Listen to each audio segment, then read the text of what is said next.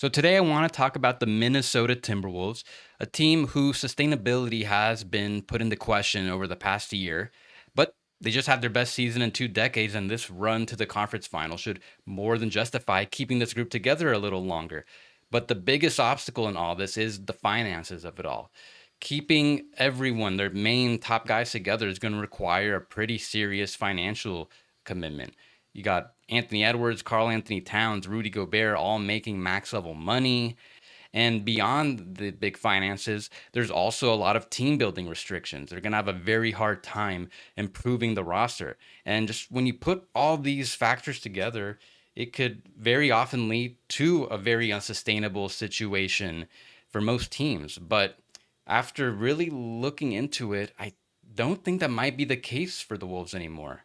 So in this video, I want to go over what those penalties and restrictions are, try to project their payroll over the next 2 seasons, and explain how the Wolves might actually just be able to keep this group together much longer than we all anticipated. So here's the Wolves' payroll so far heading into next season.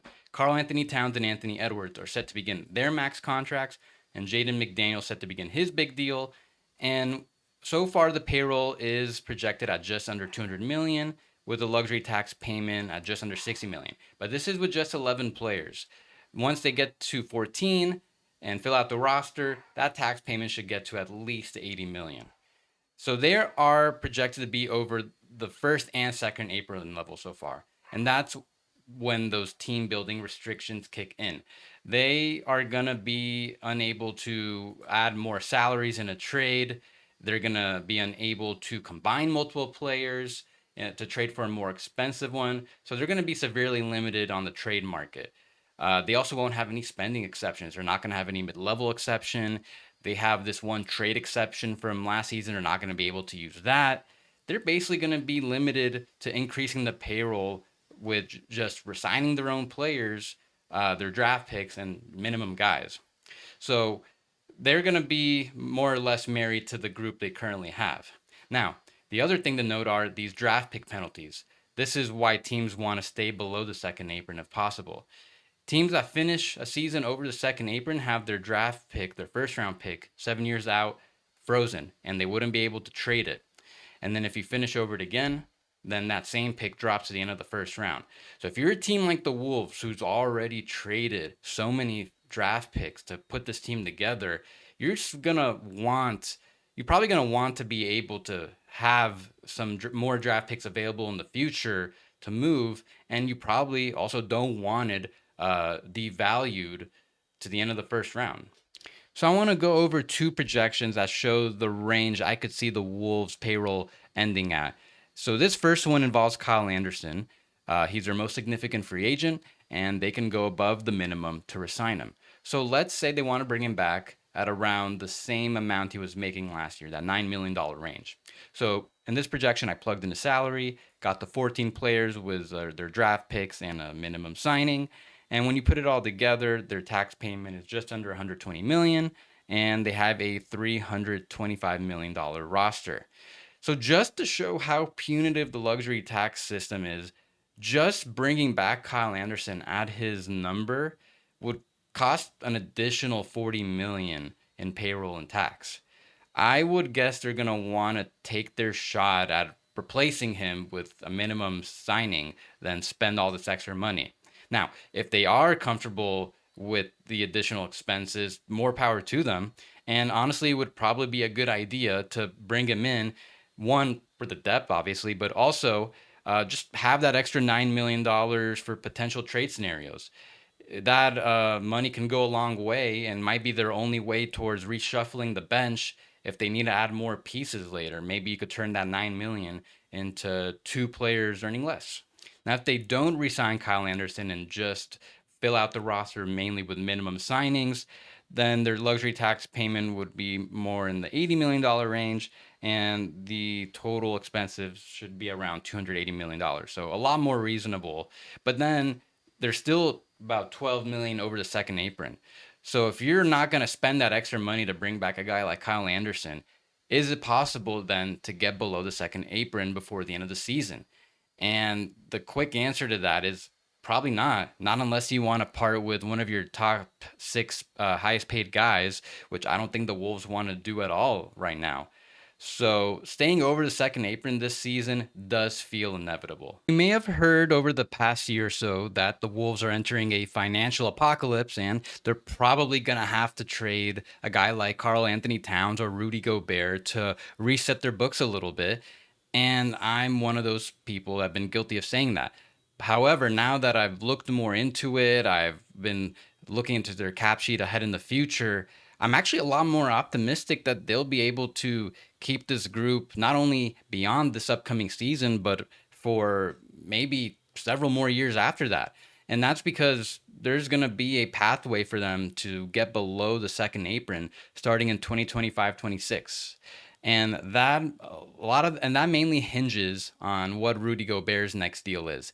He is the only core player without a guaranteed salary beyond this upcoming season, and he's going to be extension eligible. And what he gets on this next deal could really help out their books in the long run.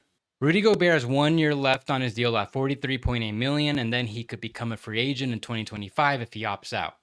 He will be able to extend for up to 4 years, around 240 million. I don't think he'll get quite that much. I doubt he'll have the market for that amount. But would he consider signing an extension with the Wolves that has him earning a smaller amount than that $46.7 million player option, but still keep him as one of the league's highest paid centers?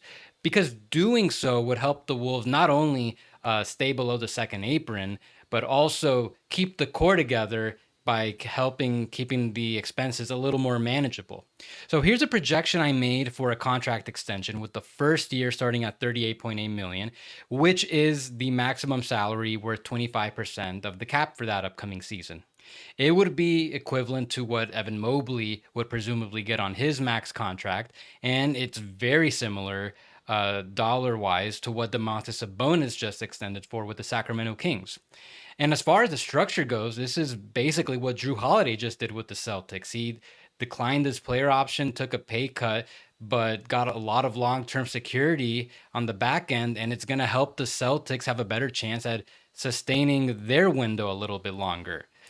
And the big difference between these two situations is that this one I laid out is worth a higher percentage of the cap. So Gobert would be making way more money. He'd still be making over $40 million per year. So now I want to show how big of a difference that type of extension would make for the Wolves in potentially keeping the roster beyond this upcoming season. So here's their payroll for the 25-26 season so far. They've only got 10 players under contract, and 3 of them are projected to make over $45 million each. And when you put it all together, they're already just at the second apron line. So they're gonna exceed it with this payroll structure once they reach a full roster. And then here's their payroll, but with Rudy Gobert declining that player option and re-signing for that smaller starting amount that I outlined earlier. And once they fill out the rest of the roster, which mostly involves several minimum players, they finish just at the second apron line. And they can easily get below it later in the year. So the key for all this in the Wolves and potentially getting into this position is stomaching being a second apron team in the upcoming 24-25 season. And hopefully by getting Gobert to agree to some type of extension like this, I think they'd be able to keep the group together for at least the next 2 years. And as you can see, their luxury tax payment would still be relatively low. Now, beyond the season, that can be pretty complicated. And that's mainly because Mike Conley will be, his contract will be up after this season. And Naz Reid, if he hadn't declined his player option, will also be a free agent. I'm sure he's going to demand more money if he keeps up the level of play he's having. And by then, the Wolves might need a new point guard. And I would presume that that player would want significantly more than what Mike Conley is going to be making over the next 2 seasons.